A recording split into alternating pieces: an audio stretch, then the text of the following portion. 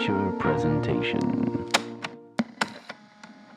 Welcome back to another Untitled movie review at TIFF 2022. I am one of your hosts, Matt Rohrbeck, alongside, he's allergic to tomatoes, but he is tomato meter approved, Eric Marchin. Matt, I'm feeling stiff right now and getting out of the Royal Alexandra Theater after seeing Darren Aronofsky's nearly 2-hour adaptation of Samuel D. Hunter's The Whale, starring Brendan Fraser, Sadie Sink, Samantha Morton, Hong Chow, and Ty Simpkins. So it's one of those films where I think it's going to be very interesting to discuss what the movie is versus what the expectations are. You're getting a raw opinion this time, too, because this is the first time we've actually had a little bit of time after the movie. Yeah. Because we're recording this like right as we got out of the premiere. The Q&A is probably still happening. Yeah. As we both did. Darren did not wear a scarf. I was a little disappointed. No, he looked good in his suit and sneakers. He looks like Christian Bale, man. Yeah, he does. Yeah. I love Darren Aronofsky. I do too.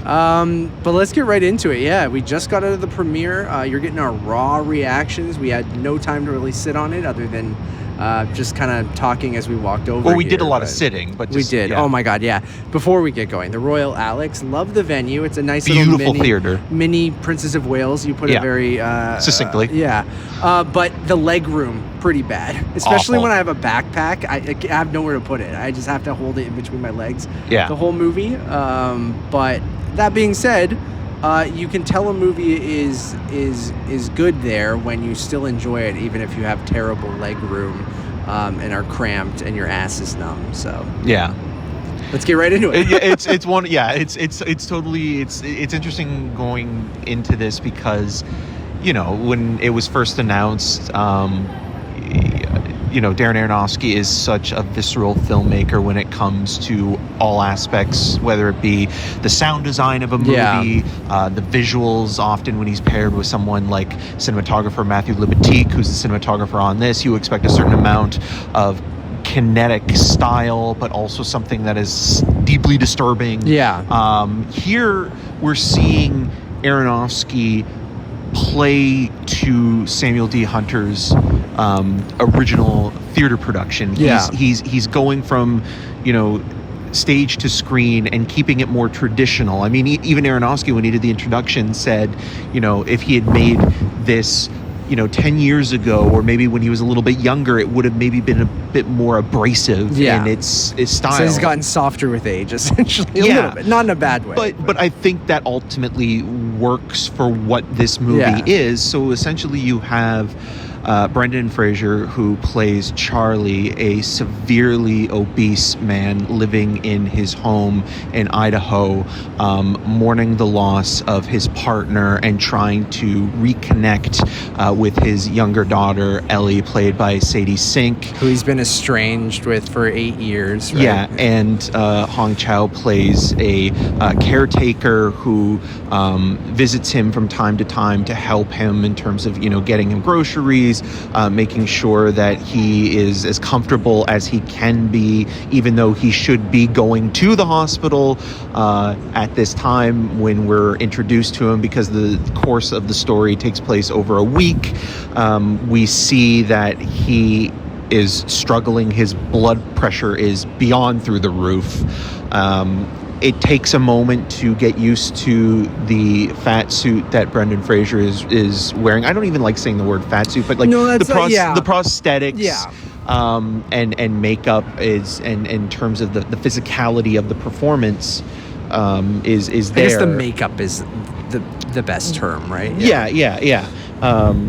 And so with that, you're supposed to kind of be both repulsed and feel sympathy and empathetic, but at the same time, it is pushing you to be honest. I think there is a key theme there about speaking your truth and being completely upfront with somebody and trying to find a peace with that. And the film is what it is. It's not if you're going in thinking you're going to get, Mother or The Wrestler, yeah. or Requiem for a Dream, Black Swan, you're not going to get any of those. Even though thematically some of them do connect. I think obviously The Wrestler specifically, not just because they're both TW and they're about having heart disease. Heart problems. Heart problems, but also the idea of when that movie was being released, The Wrestler.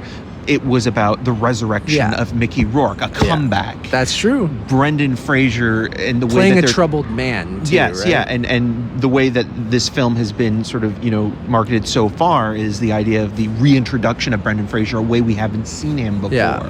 And he's obviously the clear highlight of the movie. He gives the performance of his life in this movie, and you can feel the pain, the depression, the joy in moments, the positivity of the character coming through, and it's everything that I think Brendan Fraser has been always capable of, and you've seen it in other movies like even something like Blast from the Past, but School Ties, The Quiet American, Gods and Monsters. It's always been there, but Hollywood has always tried to put him in that kind of himbo leading man status kind of thing, whether it be since George The Mummy and George of the Jungle, Dudley Do Right, things like that. So it's a centerpiece, a showpiece, a vehicle for him, and as a chamber piece, it's okay. But I totally agree. Yeah, I'm 1,000% with you. Where I love Darren Aronofsky. I even like something like Noah, which I know many people which is don't Aronofsky maybe like too extreme. Yeah, totally. But I kind of was all in on it. Like no rock monsters in this one. When you go into Noah not knowing that there are rock monsters, and then you see rock monsters, I was like, I'm all in on this. I think this might be a personal thing too, but I think we're kind of in the same boat. But when stage plays get adapted to the screen, when they're very straight adaptations, like a single location, it never really leaves that space, and it feels very stagey, both in its cinematography, its performances. I have a hard time getting behind of why it was made into a movie, and I understand that because that's a little hypocritical, because I make the argument often for bad movies and bad adaptations for things like from video games and comic books and different things like that, and I go, well, it opens it up to a whole new audience that wouldn't necessarily have played the video game or done this, and you could say the same about the stage play. Maybe you're just not a live theater person, or maybe you don't have access to go see it based on where it's playing at the time. Like, it's not something that's going to be on Broadway constantly or something like that. So I understand that, but when these things get adapted to movies, I kind of crave something cinematic from them, or something that kind of not necessarily elevates the play, but makes it. Well, it is from Elevation Pictures here in Canada. Sure, nice. But something that kind of makes it feel like a movie and not a stage play. Right. Like we talk about the Father quite a bit. That was something I was going to bring up, where it did something different with the editing concept. and the flashbacks, or not even flashbacks, but used in the idea of both a chamber piece, but about memory, right? Yeah. So I feel like I don't know how you would have necessarily done that, because to your point, it's an actor's showcase. It's a showcase for Brendan Fraser, right? Yeah. He's in 90% of them, probably 99% of this movie. He's acting his ass off, and he does a fantastic job. Not in acting his ass off in a showy kind of like, I'm trying like to the Fabelmans sometimes.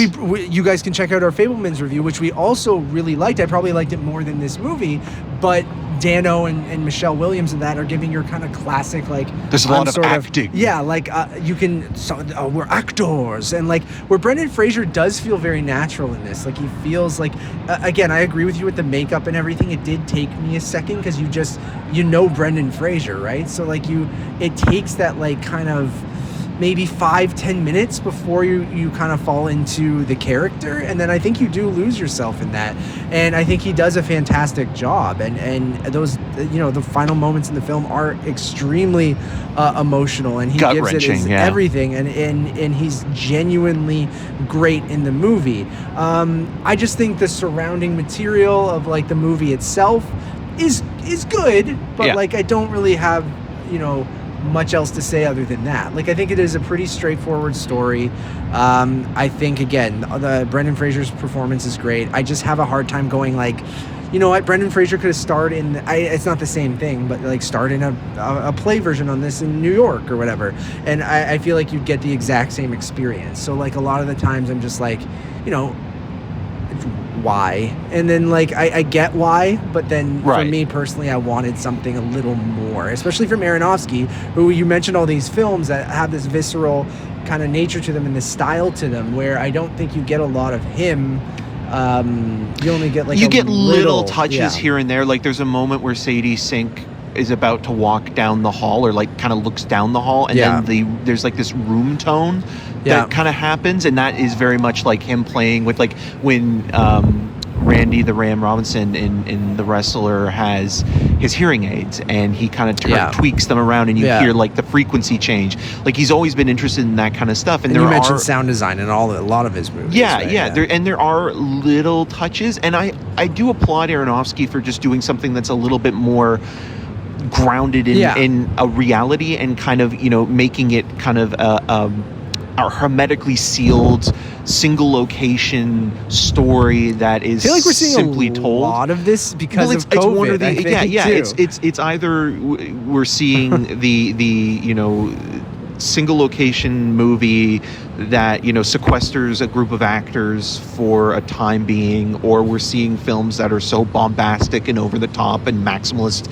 in their style. So it's like one or the other, and there's not a lot of kind of in between. But when you're watching this, it's just interesting to think like, oh, okay, like, you know, Aronofsky can kind of do. It's still a strange kind of unique take on a story of redemption and, you know, positivity. And if you're not familiar with the play, like that's all going to be new to and I think that's also good for our point of view, because the story works. Like it didn't feel simply like, I mean, there are certain things you can kind of predict as the story moves along, but it's still fresh, where like if you're watching, you know, the 15th version of Macbeth, I think if you've already like seen this play, you've already seen this movie. And unless you're interested in Brendan Fraser's portrayal, if you really liked the play, or if you were curious to see what Aronofsky would do with it. I guess, you know, I'm also saying this like it's the exact same thing as the stage play. I've never seen it, so that's take that with a grain of salt.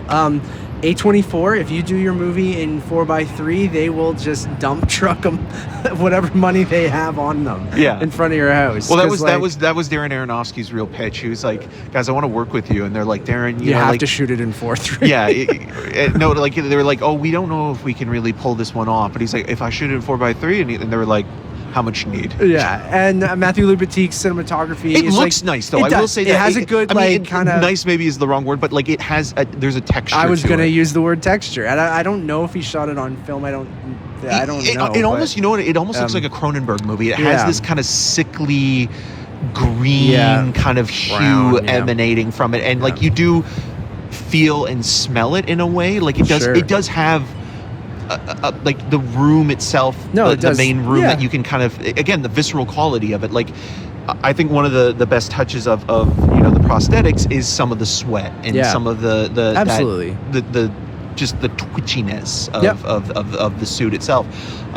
Because again, it's just a very dimly lit kind of bungalow apartment. But I think that's something that I think is important to talk about. So this play takes place in Idaho.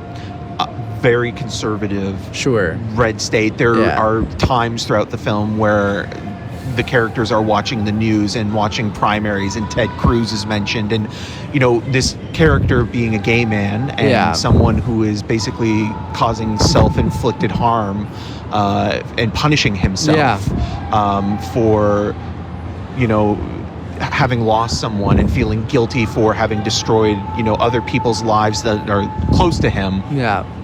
I think is also important to kind of take into the context. I would be curious to know if that was added into this production, because the play has been around for a little while now.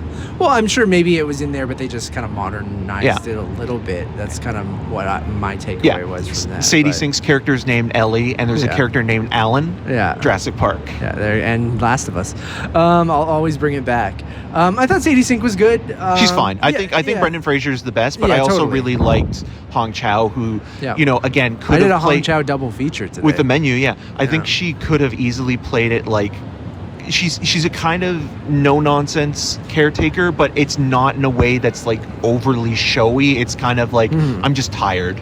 And she has exhausted. one really great moment, Yeah, that I think is quite excellent. Like, it makes me even more mad at Alexander Payne for the way he directed her in Downsizing, because she's so also good. a TIFF movie. She's so good in The Whale and so understated, and it's like she's very good in The Menu as well. I mean, she's like good her, in general. yeah, I really loved her in Paul Thomas Anderson's Inherent Vice as well. But yeah, like Downsizing is just not a great movie. If you are a theater person and you haven't seen The Whale, it's definitely a recommendation. If you're an Aronofsky fan, sure, it's probably going to be minor. Work from him. I hate saying that, but I definitely agree. But still, we're seeing it because he's a great. I love filmmaker. him, and I'll see anything he makes, and it's again better than 80% of the stuff that you might go see on a Saturday afternoon. I thought you were going to say it's better than 80% of the. God damn it! I'm still running off 4 hours sleep. But hey, that's also saying something. I was running off 4 hours sleep. I did not fall asleep in The Whale. You might be alluding to something. It kept me engaged the whole time. So I didn't not like it. I just think Frasier's really great, and there's a giant ass spider that just crawled under our feet as we. It's not giant, but it's pretty decent size. Or is that an ant? No, it's a spider, right? Yeah, cool. That's an Aronofsky thing. You just have a weird spider. I mean, that's more Denis Villeneuve. Yeah, that's true. Yeah, fair. I think Brendan Fraser's great. I think the movie is good. He'll probably get an Oscar nomination for it. Yeah, absolutely.